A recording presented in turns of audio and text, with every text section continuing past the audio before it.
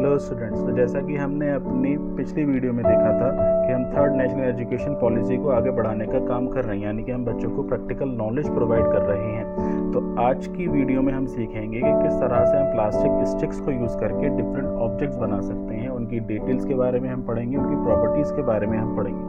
तो आप इस वीडियो को लास्ट तक देखिए, इसको लाइक करिए, शेयर करिए, सब्सक्राइब करिए, इसको ज़्यादा से ज़्यादा लोगों तक पहुंचाइए ताकि हमारा जो इंडिया है वो प्रैक्टिकल नॉलेज के साथ आगे बढ़ सके। तो आज हम पढ़ेंगे एक ट्राइंगल के बारे में कि ट्राइंगल क्या होता है, उसकी क्या प्रॉपर्टीज है। सबसे पहली चीज़ तो ये आपको ये समझना है कि कुछ होती हैं क्लोज्ड फिगर और कुछ होती हैं ओपन फिगर्स। अब जैसे फॉर एग्जांपल अगर हम इसको इस तरह से ये तीनों आपस में एक दूसरे को बंद कर लें तो इसको हम क्या कहेंगे, क्लोज्ड फिगर कहेंगे। ठीक है, ये क्या थी, ओपन फिगर थी।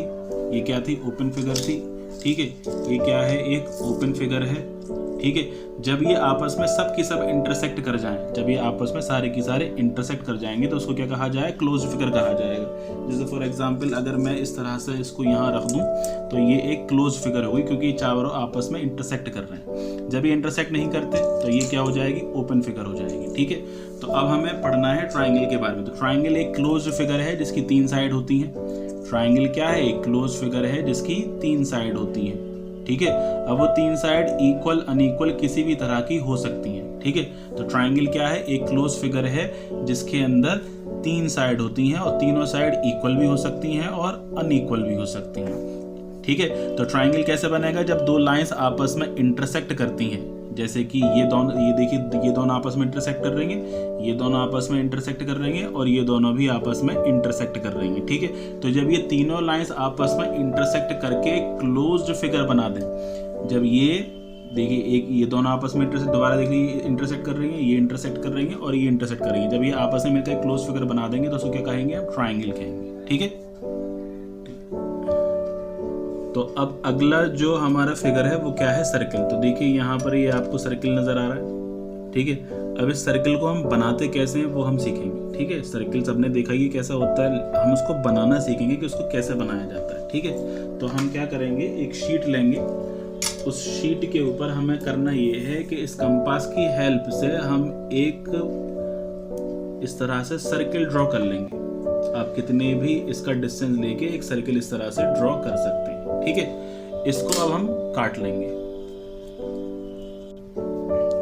अभी तो देखिए जैसा हमने उसको काटा था उसी लाइन के थ्रू हमने उसको कट कर लिया, तो ये हमारा क्या तैयार हो गया, एक सर्कल तैयार हो गया। ठीक है, अब इस सर्कल के अंदर अगर ये हमारा सेंटर है, ये अगर हमने इसका सेंटर जैसे फॉर एग्जांपल ये O ले लिया, तो ये जो इसके सेंटर से लेके इसके एंड पॉइंट तक का ये जो डिस्टेंस होगा, इसके एंड पॉइंट तक का ये जो डिस्टेंस होगा, इसको हम कहेंगे सर्कल का रेडियस। ये क्या कहलाएगा, सर्कल का रेडियस कहलाएगा। ठीक है, बात समझ में आ रही है। और अगर इस रेडियस का हम डबल कर देंगे, यानी कि इसको यहाँ से हम ज्वाइन कर देंगे, तो ये बन जाएगा इस सर्कल का डायमीटर। क्या बन जाएगा, इस सर्कल का डायमीटर। ठीक है, सर्कल की ये जो बाउंड्री आपको नजर आ रही है, सर्कल की ये जो बाउंड्री आपको नजर आ रही है, इसको कहते हैं सरकमफेरेंस। क्या कहते हैं इसको, सरकमफेरेंस।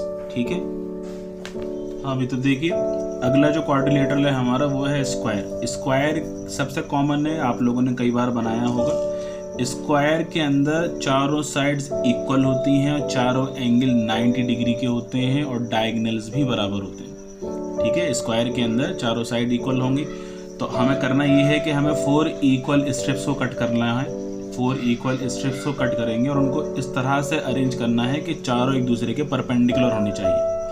चारों एक दूसरे के क्या होनी चाहिए, परपेंडिकुलर। तो हमने यहाँ पर ये 2 स्टिक्स लिए, इन दोनों को एक दूसरे के परपेंडिकुलर अरेंज कर दिया। परपेंडिकुलर का मतलब कि दोनों में 90 डिग्री का एंगल आना चाहिए।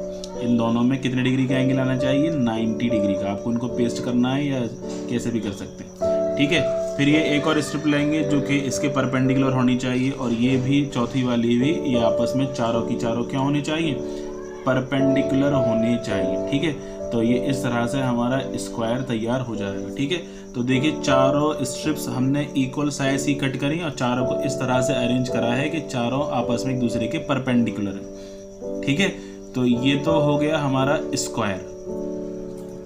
हाँ भी, तो देखिए अगला जो टाइप है हमारा क्वाड्रिलेटरल का वो है रेक्टेंगल। ठीक है, रेक्टेंगल के अंदर क्या होता है, रेक्टेंगल के अंदर ऑपोजिट साइड्स इक्वल होती हैं और चारों एंगल 90 डिग्री के होते हैं। रेक्टेंगल की क्या प्रॉपर्टी है, उसकी ऑपोजिट साइड्स इक्वल होती हैं और चारों एंगल कितने डिग्री के होते हैं, 90 डिग्री। ठीक है, तो अब हमें करना क्या है कि यहाँ पे हम क्या करेंगे, 4 स्टिक्स को कट करेंगे जिसमें से 2 इक्वल होनी चाहिए, मतलब 2 के पेयर बनाने। एक इक्वल पेयर ये वाला हो जाएगा और एक इक्वल पेयर ये वाला हो जाएगा। ठीक है, तो अब हम इन दोनों चारों स्टिक्स को यूज करके रेक्टेंगल बनाएंगे। ठीक है, तो सबसे पहले हम 2 स्टिक्स को इस तरह से अरेंज कर देंगे, दोनों एक दूसरे के पैरेलल होनी चाहिए, दोनों एक दूसरे के इक्वल और पैरेलल होनी चाहिए।